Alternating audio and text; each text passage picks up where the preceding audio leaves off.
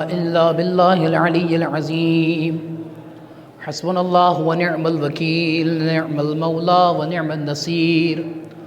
أعوذ بالله السميع العليم من الشيطان اللعين الرجيم. بسم الله الرحمن الرحيم. الحمد لله الذي هدانا لهذا وما كنا لنهتدي لولا أن هدانا الله. لقد جاءت رسل ربنا بالحق ثم الصلاة والسلام والتحية والإكرام على البشير النذير السراج المنير حبيب إله العالمين بالقاسم المصطفى محمد.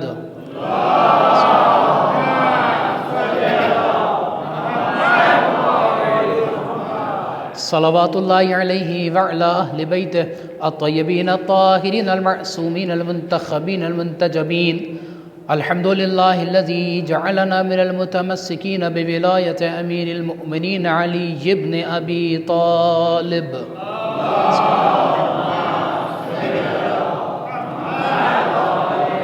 سيما على بقية الله في العالمين وخاتم أئمة المعصومين الكهف الحسين وغياث المستر المسكين ملجأ الهاربين وعصمة المعتصمين.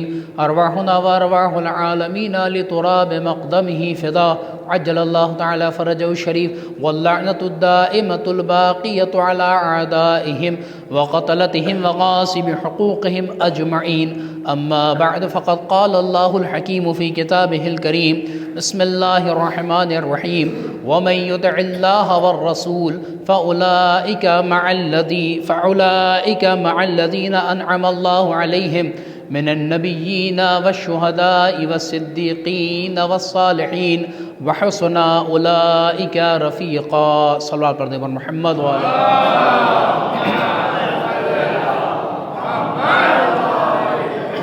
حاضرین جشن السلام علیکم.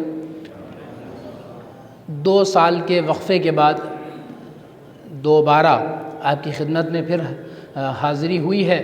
بس فرق یہ ہے کہ 2 سال قبل نظمی صورت میں آپ نے سنا تھا، آج نثری صورت میں ملاحظہ فرمائیے. جس آیت کریمہ کو آپ کے سامنے پیش کیا سورہ مبارکہ نساء کی آیت نمبر 69 میں پروردگار عالم ارشاد فرماتا ہے بسم اللہ الرحمن الرحیم. اور وہ لوگ کہ جو اللہ کی اور رسول کی اطاعت کرتے ہیں تو اللہ انہیں قرار دے گا ان لوگوں کے ساتھ فَأُولَٰئِكَ مَعَ الَّذِينَ أَنْعَمَ اللَّهُ عَلَيْهِمْ کہ جن پر اللہ نے نعمتیں نازل کی ہیں. کن پر نعمتیں نازل کی ہیں؟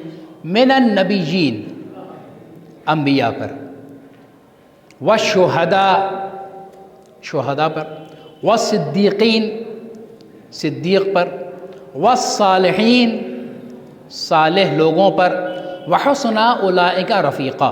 اور خود خدا کہہ رہا ہے کہ واقعاً ان لوگوں کی صحبت کتنی اچھی ہے. جو بھی اللہ کی اور رسول کی اطاعت کرے گا تو اللہ اسے انبیاء کی صحبت، شہداء کی صحبت، صدیقین کی صحبت اور صالحین کی صحبت. یہ 4 درجے ہیں، یہ 4 افراد ہیں، یہ 4 کیٹیگری ہے جن پر خدا کہہ رہا ہے کہ ہم نے نعمتیں نازل کی ہیں. ان لوگوں کے ساتھ ہم شمار کریں گے ان کا جو اللہ اور رسول کی اطاعت کرتے ہیں. اور ان لوگوں کے ساتھ رہنا کتنی عمدہ صحبت ہے یہ. وحسن اولئک رفیقا، ان لوگوں کے ساتھ رہنا کتنی عمدہ. بات کو بالکل موضوع سے گفتگو کو ربط دینے کے لیے اس آیہ کریمہ کو اور اس بات کو اور اس پہلو کو بطور مقدمہ آپ کے سامنے پیش کرنا ہے. مجھے نہیں پتا کہ کتنا وقت ہے دامن وقت میں گنجائش کے اعتبار سے، لیکن بہرحال جو بھی وسعت ہوگی اس میں یہ بات تیزی کے ساتھ پیش کرنی ہے. نبی کون ہے سب پر ظاہر ہے. 1,24,000 انبیاء کی تعداد معین ہے. شہداء کون ہے؟ ظاہر سی بات ہے جو رائے خدا میں شہید ہو گیا وہ شہداء میں شمار ہوگا. صدیقین قرآن مجید نے بھی ان کے اوصاف بیان کیے ہیں. ان کو آپ سمجھ سکتے ہیں کہ سچ بولنے والا یا بہت زیادہ سچ بولنے والا، صادق کا سپرلیٹو صدیق. لیکن صالحین جو ہیں آپ ان کی کوالٹی تو بتا سکتے ہیں کہ اس میں یہ ہونا چاہیے، یہ ہونا چاہیے، یہ ہونا چاہیے. آپ شیورٹی سے کہہ نہیں سکتے کہ یہ آدمی صالح ہے. بس اسی پہ توجہ.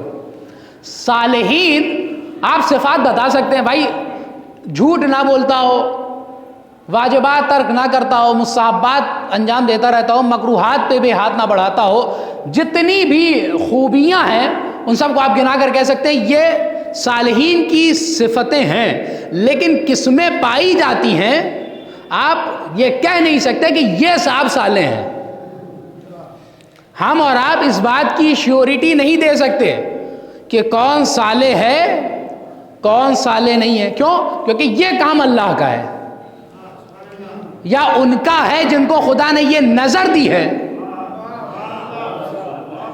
کہ جو ظاہری اجسام کے ساتھ وجود انسان پر بھی نظر رکھتے ہیں، نفسوں پر بھی نظر رکھتے ہیں۔ اعملوا فسیر اللہ عملکم ورسولہ، عمل کرو، اللہ تمہارے عمل کو دیکھ رہا ہے، رسول دیکھ رہے ہیں، اور مومنین میں سے بعض ہیں جو تمہارے عمل کی خبر رکھتے ہیں۔ تو وہی بعض مومنین بتا سکتے ہیں کہ صالح کون ہے، ورنہ خدا جانے صالح کون ہے، ہم اور آپ نہیں بتا سکتے۔ تو عزیزان گرامی، کوئی صالح ہو نہ ہو، اگر معصوم کی زبان پر کسی کو صالح کہہ دیا جائے اور یہ کوئی معمولی زیارت نہیں بلکہ متواتر روایتوں سے، متواتر اور متعدد کتابوں میں یہ زیارت، جس کو آپ زیارت وارثہ بھی کہتے ہیں، اس کے علاوہ بھی الگ سے جو مفاتی وغیرہ میں زیارتیں ہیں، اس میں آپ جملہ دیکھیے گا تو کس کے لیے معصوم نے کہا السلام علیکہ ایھا العبد الصالح المطیع للہ ولرسولہ ولاخیہ۔ کس کو معصوم کہہ رہے ہیں؟ سلام ہو آپ پر اے صالح بندے خدا۔ یہ کس کو شیورٹی دے رہے ہیں چھٹے امام؟ کس کو کہہ رہے ہیں السلام علیکہ ایھا العبد الصالح المطیع للہ ولرسولہ ولاخیک اشہد انک قد جاہدت ونصحت وصبرت حتی اتاک الیقین۔ آپ نے جہاد کی، آپ نے نصیحت کی، صبر کیا، یہاں تک کہ منزل یقین کو پا لیا۔ تو پہلی صفت جو جناب باب الحوائج کی ہے، سب سے عظیم صفت کہ جس میں ان کا کوئی ثانی نہیں، السلام علیکہ ایھا العبد الصالح، یہ ایک صفت۔ چلیے شروع کرتے ہیں ابتدا سے۔ قرآن مجید میں کسی شاعر کا شعر ہے، اس کا پہلا مصرع میں پڑھوں گا، کیونکہ بات وہی ہے کہ آپ نظم سے نثر میں لے کے آ رہا ہوں تو تھوڑی سی خوبو تو رہے گی ہی۔ تو ہم نے اولاد نبی کو بھی بہکتے دیکھا، تو یہ اولاد انبیاء بہکی کیوں؟ سورہ مبارکہ تحریم میں جائیے، مسئلہ حل ہو جائے گا۔ آیتیں واضح طور پر کہہ رہی ہیں، بسم اللہ الرحمن الرحیم، ضرب اللہ مثلا للذین کفروا امرأۃ نوح و امرأۃ لوط۔ اللہ نے مثال بنا دیا ہے کافروں کے لیے، کن کو؟ نوح کی اور لوط کی عورتوں کو۔ قرآن نے لفظ زوجہ نہیں استعمال کیا ہے، عورتوں کو۔ قرآن سے کہے کہ پروردگار تیری فصاحت پہ ہم نثار، یہ بتا کہ یہ تو بیویاں تھیں، بیویاں تھیں، تو امرأۃ نوح و امرأۃ لوط، یا بمبئی کی زبان میں تو عورت ہی استعمال کیا جاتا ہے بیویوں کے لیے، لیکن قرآن نے لفظ عورت جس کے لیے ہے، یعنی جس کا اس رشتہ ازدواج سے تعلق نہ ہو، اسے عورت کہا جاتا ہے۔ تو پروردگار یہ تو زوجیت میں تھی نوح اور لوط کی، تب انہیں عورت کیوں کہا، زوجہ کیوں نہیں کہا؟ جبکہ جب حوا کا ذکر کیا تو آدم سے کہا یا آدم اسکن انت و زوجک الجنہ، آدم تم جاؤ اور تمہاری زوجہ تمہارے ساتھ جنت میں جائیں۔ آدم کی بیوی کے لیے لفظ زوج استعمال کیا، نوح اور لوط کی بیوی کے لیے عورت کا لفظ استعمال کیا۔ قرآن کہے گا تم نے اتنا ہی پڑھا تھا، ذرا سا آگے بڑھو، فخانتاہما، ان دونوں نے میرے صالح بندوں کے ساتھ خیانت کی تھی۔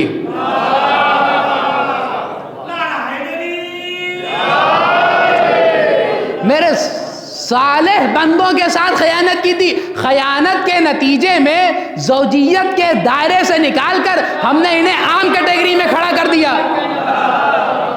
تو عزیزان گرامی قرآن نے معیار دیا ہے جب کوئی نبی کی زوجہ نبی کے مد مقابل خیانت کرے، صلوات پڑھنے پر محمد و آل محمد۔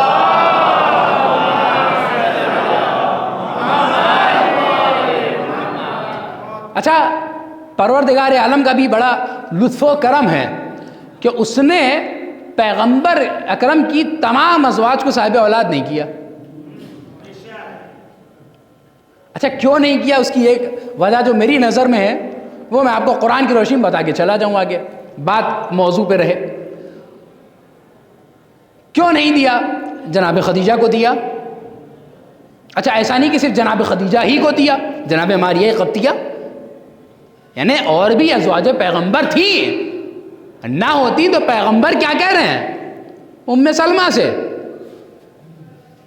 انت علی الخیر، تم خیر پر ہو مگر رضا کے باہر، چادر میں تمہاری انٹری نہیں ہے، خیر پر ہو۔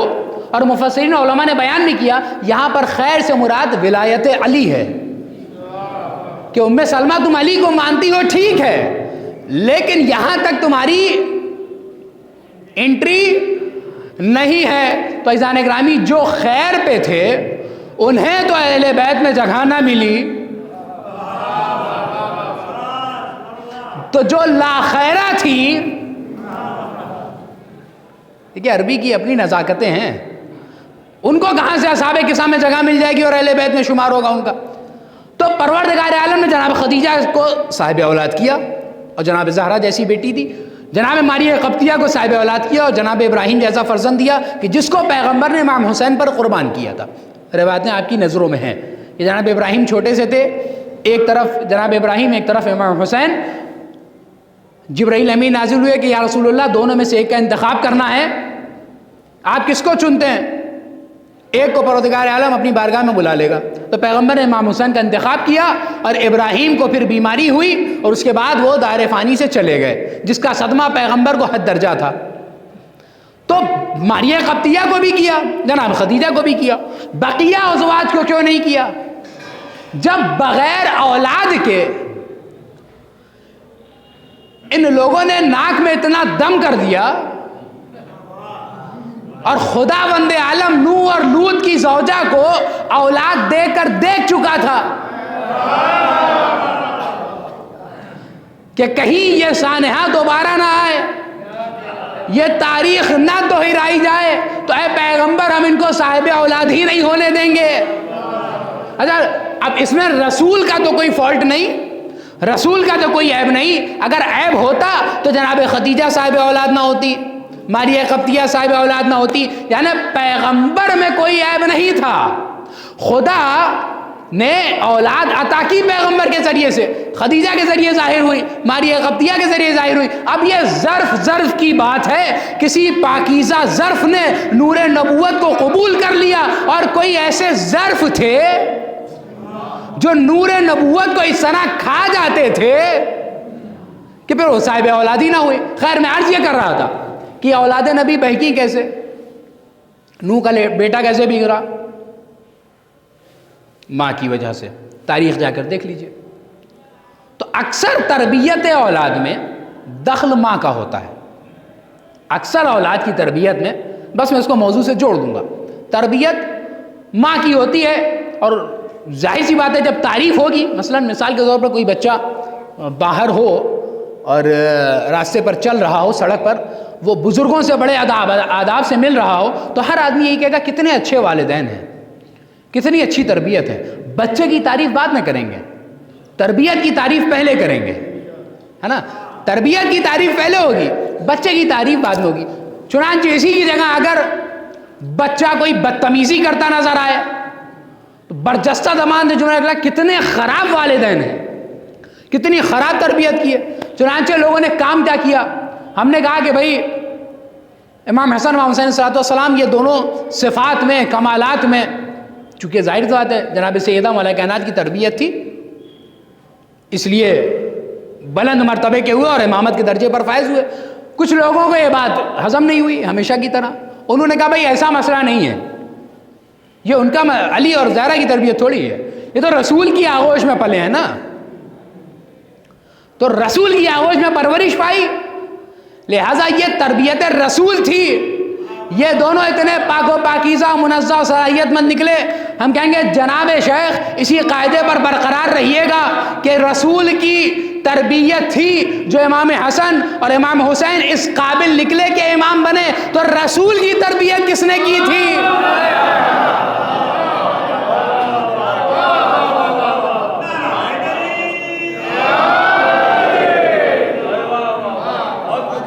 رسول کی تربیت کس نے کی تھی؟ رسول کی تو ماں بھی نہیں تھی۔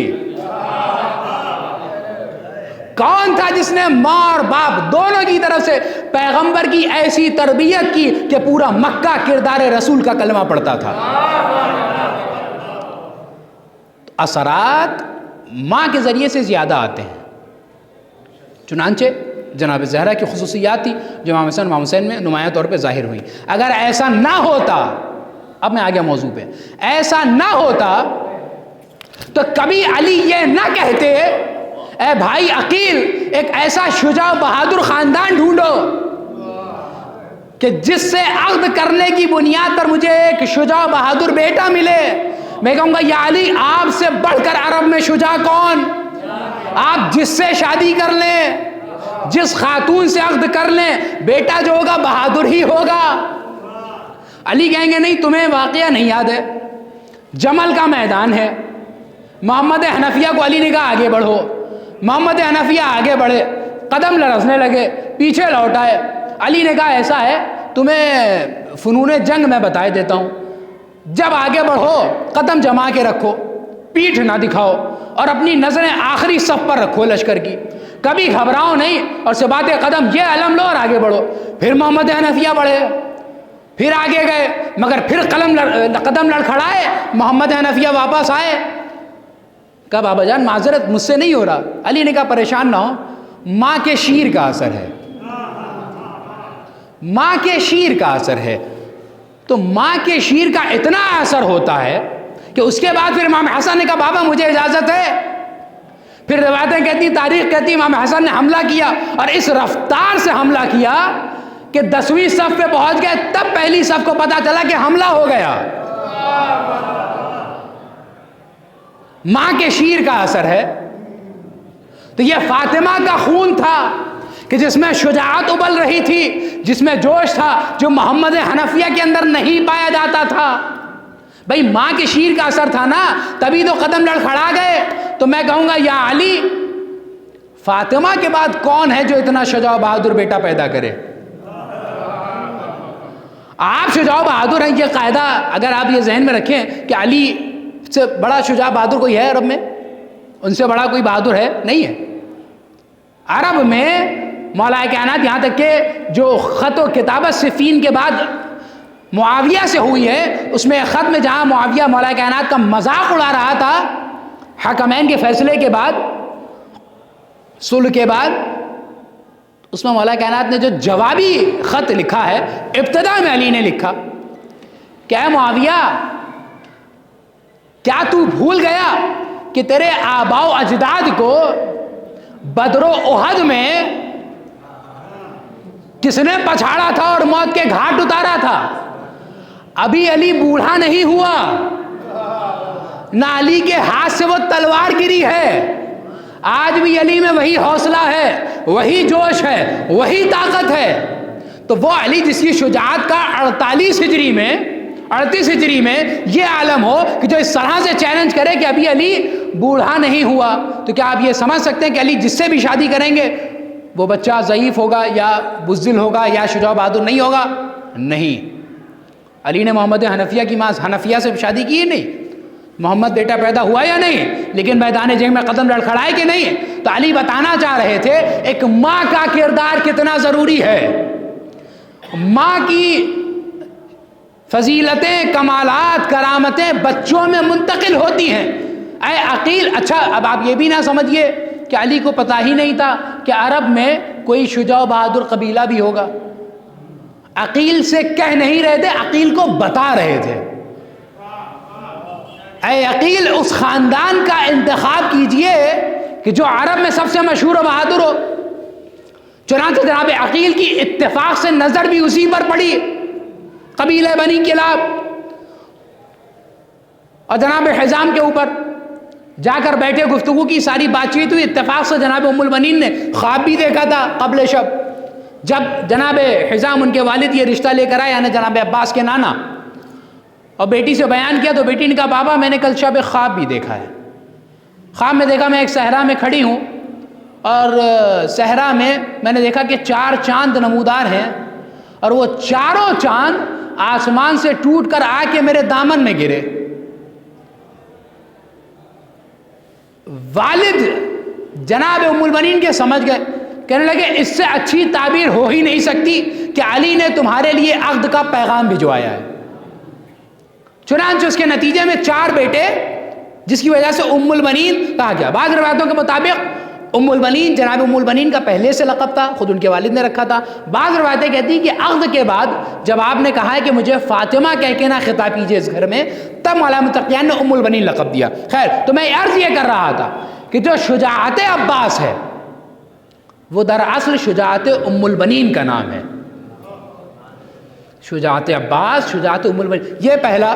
دوسری صفت، تیسری صفت جو جناب عباس کی منفرد ہے، سب سے زیادہ عظیم درجہ۔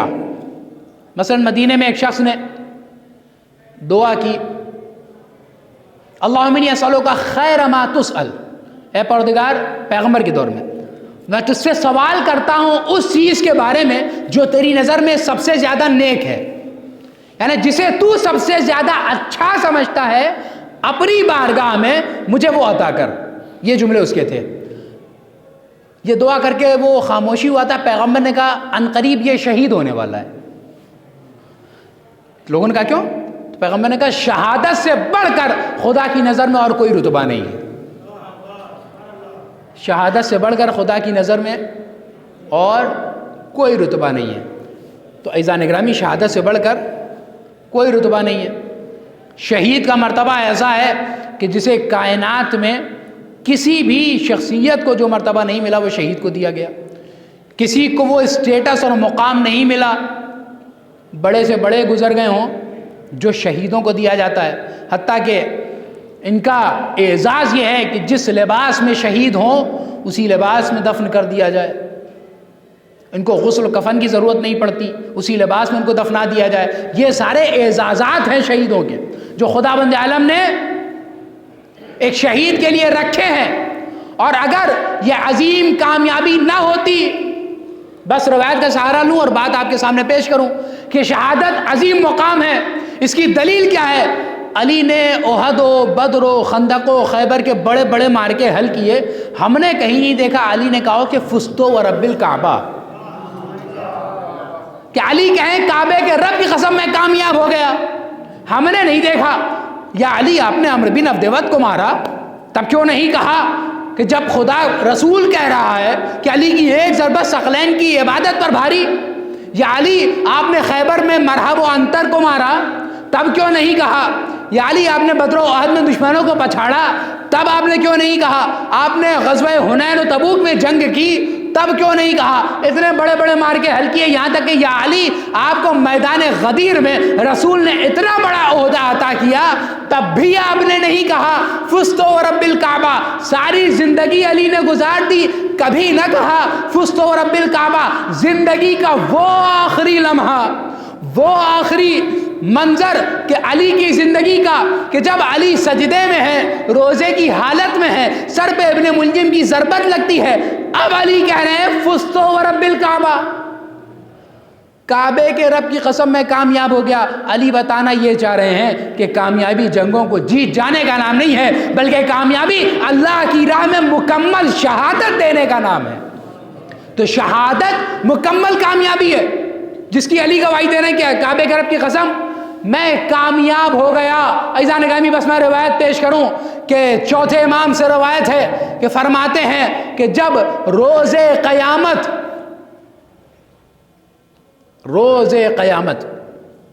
یہ روایت کب نقل کی امام نے؟ جب جناب فضل عباس کا ایک بیٹا عبید اللہ یا عبداللہ، روایتوں میں دونوں نام، عبید اللہ ابن عباس یا عبداللہ ابن عباس، چوتھے امام کی نظروں کے سامنے آتے تھے تو امام کی نظروں میں اپنے چچا کی یاد تازہ ہو جاتی تھی، اور اس کے بعد آخر میں جملہ کہتے تھے کہ اِنَّ لِلْعَبَّاسِ عِنْدَ اللَّهِ مَنْزِلَةً يَغْبِطُهُ جَمِيعُ الشُّهَدَاءِ يَوْمَ الْقِيَامَةِ، میدان محشر میں جہاں دنیا میں آدم سے لے کے خاتم تک سارے شہداء جمع ہوں گے اور ان سے عظیم مقام کسی کا نہیں ہوگا، امام کہتے ہیں کہ جب میرے چچا عباس آئیں گے میدان محشر میں تو سارے شہداء رشک کریں گے میرے چچا عباس کی مقام اور منزلت پر۔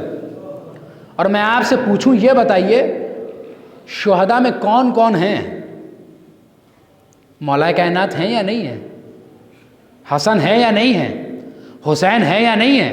مولا کائنات سے لے کے امام عصر تک سارے امام شہید ہوئے ہیں، لیکن امام کہتے ہیں کہ جب ہمارے چچا عباس روز قیامت آئیں گے تو سارے شہداء رشک کریں گے عباس کے مقام و منزلت کو دیکھ کر کہ خدا ان کو وہ مقام عطا کرے گا۔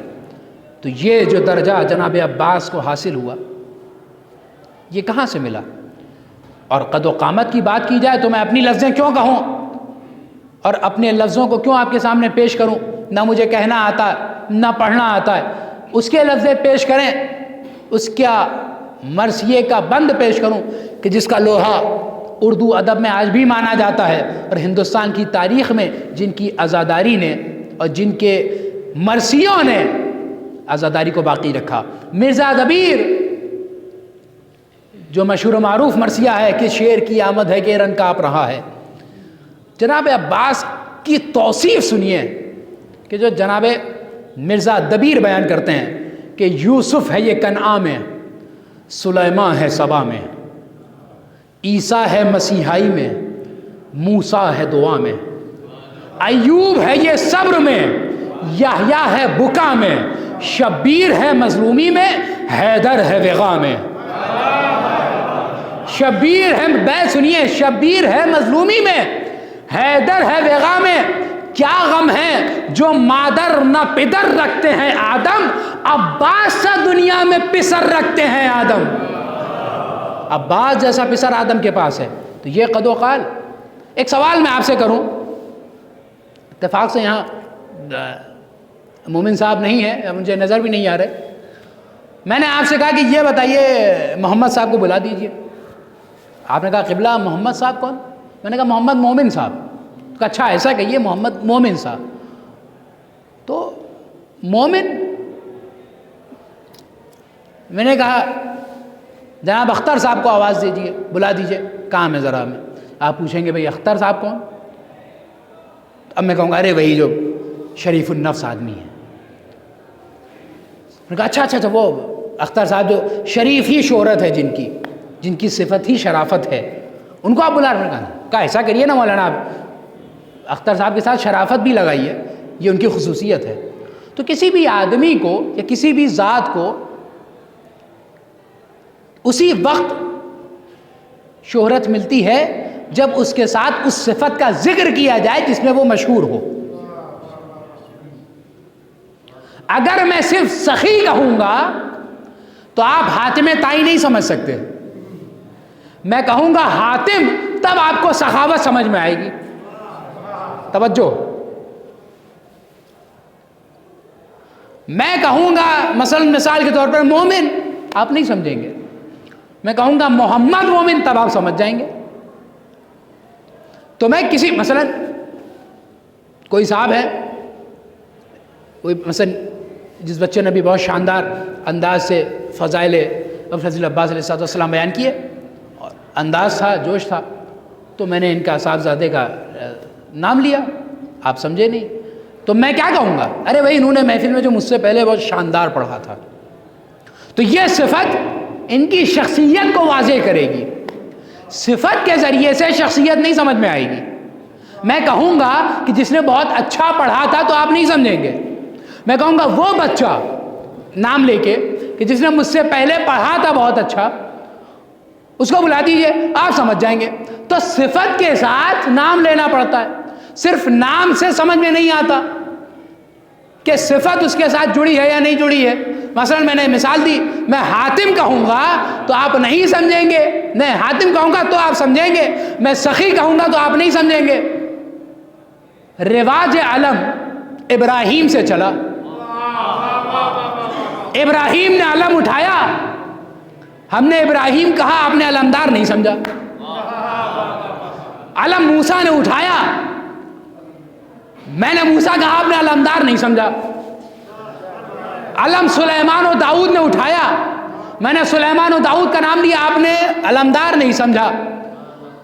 علم جناب جعفر طیار نے اٹھایا، علمدار ہیں یہ سب، اور تاریخ علم میں مختصراً پیش کر رہا ہوں، لیکن میں نے جعفر طیار کہا، آپ نے علمدار نہیں سمجھا۔ علم جناب حمزہ نے اٹھایا، میں نے حمزہ کہا، آپ نے علمدار نہیں سمجھا۔ علم مولا کائنات نے اٹھایا، اس سے بڑی شخصیت تو کوئی نہیں ہو سکتی نا علم اٹھانے والی۔ علم علی نے اٹھایا، لیکن علی کہتے ہی تصور علمدار نہ آیا، لیکن ادھر مجمع میں کسی نے صرف علمدار کہہ دیا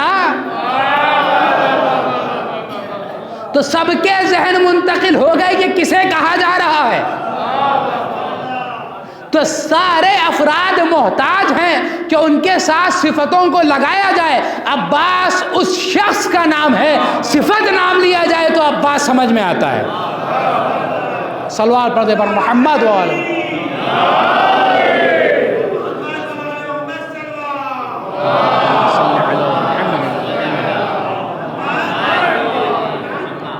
یہ واحد جناب عباس کا سر امتیاز ہے۔ ہم نے وفادار کہا، آپ نے عباس سمجھا۔ چلیے چھوڑیے، ایک اور مثال دیتا ہوں، بات آپ کے ذہنوں سے اور قریب ہو جائے۔ بنی ہاشم کا ایک رواج تھا، بات آ گئی ہے تاریخ کی تو عرض کر دیں کہ ان کے چونکہ یہ ہمیشہ سے خانہ کعبہ کے کیئر ٹیکر رہے ہیں بنی ہاشم، جناب ہاشم ہوں، عبد المطلب ہوں، جناب ابو طالب ہوں، پھر پیغمبر مولا کائنات، یہ سب محافظین کعبہ میں سے ہمیشہ سے رہے، اور ان سب نے کعبے کی حفاظت کی ہے، محافظین کعبہ میں سے رہے۔ جناب ابو طالب کی عادت تھی، اور یہ رواج بنی ہاشم تھا، اور یہ خصوصیت پایا اور رائج ہوا جناب ابو طالب کے دور سے، کہ آپ کو سقایت الحاج کہا گیا ہے تاریخ میں اور روایتوں میں، یعنی حاجیوں کو پانی پلانے والے۔ یوم الترویہ یعنی 8 ذی الحجہ، جو افراد حج کر کے آئے ہیں وہ جانتے ہیں، جو نہیں گئے پروردگار آج کی شب کے طفیل ہم سب کو حج کی توفیق عنایت فرمائے، جو گئے ہیں وہ محسوس کریں گے 8 ذی الحجہ، جس دن سب افراد وادی عرفات کی طرف بڑھنے لگتے ہیں، جہاں سے حج شروع ہوتا ہے، آغاز حج ہوتا ہے عمرہ وغیرہ کرنے کے بعد۔ تو 8 ذی الحجہ کو جناب ابو طالب بنی ہاشم کے جوانوں کو ساتھ میں لیتے تھے اور آتے تھے خانہ کعبہ میں، اور سارے حاجی، چونکہ پورا ساری دنیا سے لوگ جمع ہوتے تھے مکے میں، اس دن بزنس ہب تھا، وہاں پہ جمع ہوتے تھے، تو جناب ابو طالب سب کو پانی پلاتے تھے۔ یہ کریمی، یہ سخاوت علی سے نہیں شروع ہوئی ہے، علی نے ابو طالب سے سیکھا ہے۔ اور جن کو پانی پلا رہے تھے اس دور میں تو اسلام کا الف بھی نہیں رائج تھا، کیوں؟ کیونکہ پیغمبر کی ولادت سے قبل کے قصے میں بتا رہا ہوں آپ کو، تو جب پیغمبر ہی نہیں ہے تو دین اسلام ہی نہیں ہے، اور جب پیغمبر آئے تو 40 سال بعد دین اسلام آیا، اور ابو طالب پہلے سے ہی یہ کام کرتے آ رہے ہیں۔ یعنی اسلام کا دوسرا نام انسانیت ہے، اس بات کو ہر آدمی ذہن میں رکھے، انسانیت سے ہٹ کر اسلام کچھ نہیں ہے۔ خیر، پانی پلاتے تھے، چنانچہ سقایت الحاج جو کہا گیا، مولا کائنات پانی پلاتے تھے، اور پانی کیا، ضربت مارنے والے کو دودھ پلا رہے ہیں۔ امام حسن، اللہ اکبر، ان کا تو دسترخوان ہی مشہور تھا، تو کیا دسترخوان پہ پانی نہیں ہوگا؟ یہ بھی پانی پلاتے تھے۔ امام حسین، سخاوت میں ایک نام ہے امام حسین کا، تو انہوں نے پانی نہیں پلایا، سب پانی پلاتے تھے، یہاں تک کہ مدینے میں تاریخ بتاتی ہے پراپرٹی کے حساب سے ان کے کنویں بھی ہوتے تھے، جب امام حسین چلنے لگے ہیں سفر پہ تو ان کنوؤں کو بیچا ہے، اس کے بعد وہ پیسے لے کے امام.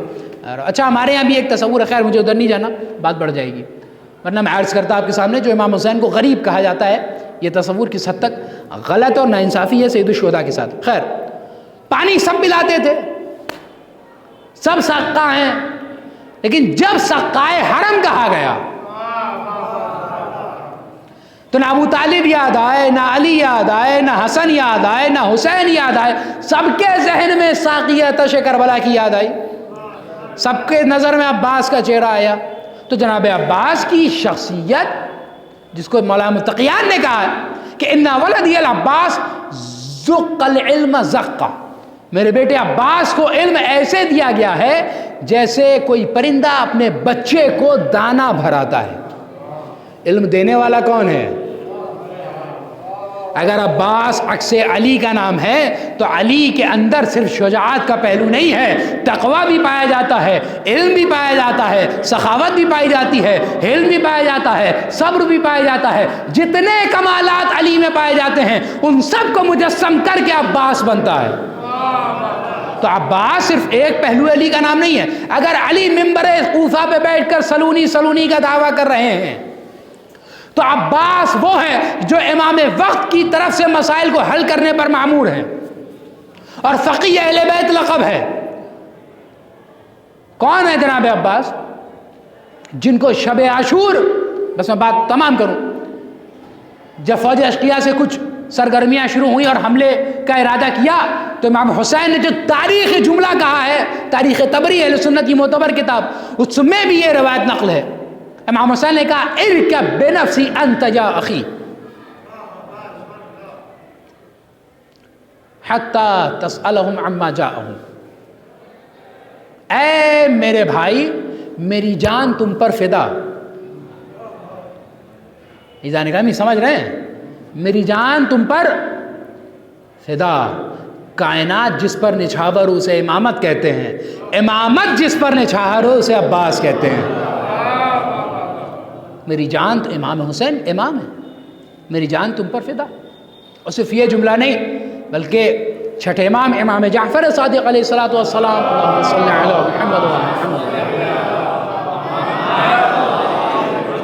بس مجھے مزید وقت نہ لیتے ہوئے دو روایتوں کا سہارا اختصار کے ساتھ. کیا کہا ہے؟ کان عمنا العباس نافذ البصیرہ وصلب الایمان. میرے چچا عباس، ہمارے چچا عباس نافذ البصیرہ، بصیرت میں گہری نظر رکھنے والے. صلب الایمان، ایمان کے پہلو کا نام عباس ہے. ایمان بنتا کس سے ہے؟ توحید، رسالت، امامت. یہ تین عقیدے ہیں جن سے امام بنتا ہے، اور اس جسم ایمان کے پہلو کا نام عباس ہے. آپ سمجھ رہے کتنی گہرائی ہے؟ یا مصائب کے فقرے پڑھے جاتے ہیں، میں دو روایتیں پڑھوں بات تمام کروں. عموماً میں مصائب نہیں پڑھ رہا ہوں، لیکن اس مصائب سے فضائل عباس کی طرف آپ کو اشارہ کرنا چاہ رہا ہوں. الان انکسر ظہری وقلت حلتی وشمت بی عدوی. امام حسین نے جناب عباس کی صدا سنتے ہی یہ جملہ کہا، الان انکسر ظہری، آج میری کمر ٹوٹ گئی. میری پیٹھ، ظہر عربی میں اصل میں پیٹھ کو کہتے ہیں، میری پیٹھ شکستہ ہو گئی، میرا پہلو شکستہ ہو گیا، میری ریڑھ کی ہڈی ٹوٹ گئی. یہ اس کا ترجمہ کیا جا سکتا ہے. عزیزان گرامی، جناب عباس وہ ذات ہیں جسے امامت کی ریڑھ کی ہڈی سمجھا جاتا ہے، جس کی بنیاد پر وجود امامت کھڑا ہوتا ہے. امامت کا استقامت ہے. آخری روایت اور بات تمام کروں. مجھے نہیں سمجھ میں آتا کہ اس روایت پر انسان آنسو بہائے یا واہ کرے.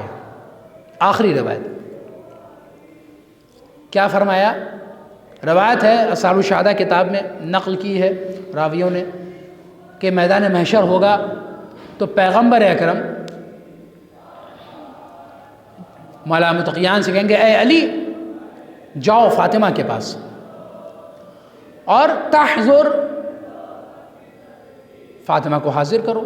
کہاں؟ تحضر مقام الشفاعہ، شفاعت کے مقام پر فاطمہ کو لے کر آؤ، جاؤ لے کر آؤ۔ مولا کائنات، روایت کہتی ہے مولا کائنات آئیں گے، اس کے بعد کہیں گے یا فاطمہ ما ادخرت لاجل هذا اليوم، اے فاطمہ آج کے دن کے لیے تم نے اسباب شفاعت میں سے کیا جمع کیا ہوا ہے؟ ما ادخرت من اسباب الشفاعت لاجل هذا اليوم، آج کے دن کے لیے امت کی شفاعت کے لیے کچھ سامان لائی ہو؟ کس کے ذریعے شفاعت کرو گی؟ عزیزان گرامی، روایت کے جملے ہیں، اور روایت کیا کہتی ہے؟ شہزادی کہیں گے یا امیر المؤمنین، اے امیر المؤمنین، اے علی پریشان نہ ہوئیے، کفانا لاجل هذا اليوم الیدان مقطوعتان من ابنی العباس، اے علی آج پریشان نہ ہوئیے، میدان محشر میں آج کے دن امت کے لیے عباس کے، میرے بیٹے عباس کے 2 کٹے ہوئے بازو ہی کافی ہیں۔ مجھے نہیں سمجھ میں آتا کہ اس کو مصائب میں بیان کیا جائے یا فضائل، یعنی عباس اس شخصیت کا نام ہے کہ جس کا وجود چھوڑیے، جس کے 2 بازو امت محمد کی شفاعت کے لیے کافی ہیں۔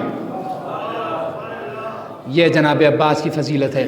تو عزیزان گرامی، جب ہم جناب عباس کا جشن منانے اس بزم میں حاضر ہوئے ہیں، آج کی رات جمع ہوئے ہیں، تو آج کی رات کا سب سے عظیم تحفہ یہ ہونا چاہیے، ماہ رجب بھی ہے، ماہ دعا بھی ہے، ماہ استغفار بھی ہے، ماہ صیام بھی ہے، کیا کیا توصیف کی جائے اس رجب کی، کہ جس میں بارش ہوتی ہے رحمتوں کی، اور خدا کی خاص عنایتیں ہوتی ہیں بندوں پر، اور ان رحمتوں میں سے ایک رحمت جناب عباس کی ولادت ہے۔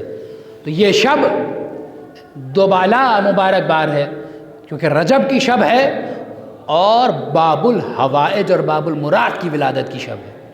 لہذا آج کی شب کا سب سے عظیم تحفہ تو ہمیں یہی ہونا چاہیے کہ کم از کم جس کی ولادت کا جشن منانے ہم یہاں جمع ہوئے ہیں، اس کی ایک صفت جو وفاداری ہے، جو امام وقت کے سامنے سر جھکا دینا ہے، جو اطاعت ہے، اور اطاعت اس منزل پر کہ یقین تک پہنچا دے، جو زیارت کے جملے ہیں۔ تو کم سے کم آج کی شب وفاداری تو ہمیں جناب عباس سے سیکھنی ہی چاہیے، اور دعا بھی یہی کرنی چاہیے کہ پروردگار آج کی اس مبارک شب کے تدقے میں ہمیں اپنے دین کے ساتھ وفاداری کرنے کی توفیق عنایت فرما، ہمیں پروردگار عالم کی توحید اور اس کی عبادت کے ساتھ وفاداری کرنے کی توفیق عنایت فرما، پیغمبر کی رسالت سے وفا کرنے کی توفیق عنایت فرما، علی اور اولاد علی سے وفا کرنے کی توفیق عنایت فرما، ہم سب کو جناب عباس کی سیرت پر عمل کرنے کی توفیق عنایت فرما۔ پروردگار جو بیمار ہیں انہیں باب المراج اور باب الحوائج کے صدقے میں شفائے کامل و عاجل عنایت فرما، جو پریشان حال ہیں ان کی پریشانیوں کو برطرف فرما۔ پروردگار اس بارگاہ میں جو افراد جن حاجات کے ساتھ حاضر ہوئے ہیں ان کی تمام دنیاوی و اخروی حاجات کو قبول فرما، اور انہیں اپنی بارگاہ میں بلند سے بلند درجات عنایت فرما۔ پروردگار سب سے عظیم اور اہم ترین دعا یہ ہے کہ آج کی شب کے تصدق امام عاصر کے ظہور میں تعجیل فرما، ہم سب کو حضرت کے مخلص غلام اور ناصر و شمار فرما، حضرت کے وجود مقدس کو ہر طرح کے رنج و الم اور پریشانیوں سے بلاؤں سے دور فرما، اور پروردگار ہم سب کو ان اعمال پر عمل کرنے کی توفیق عنایت فرما جو اعمال لب امام پر ہلکی سی مسکراہٹ کا سبب بنے، جنت البقیع کی تعمیر کے اسباب مہیا فرما، ہم سب کو امام کے مخلص غلاموں اور ناصروں میں شمار فرما۔ ربنا تقبل منا انک انت السمیع العلیم۔ نعرہ صلوات۔